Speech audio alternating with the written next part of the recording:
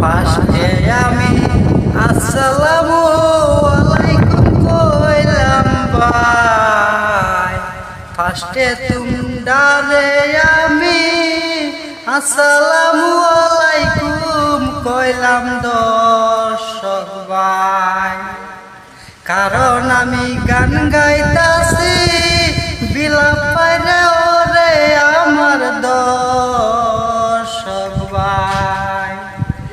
আমার আগের ছেলে নেব কত সাউট কর সবাই, কহন কেরে দেহ না ভাই, না দেখলে তো ভালো লাগে না গো দর্শক ভাই।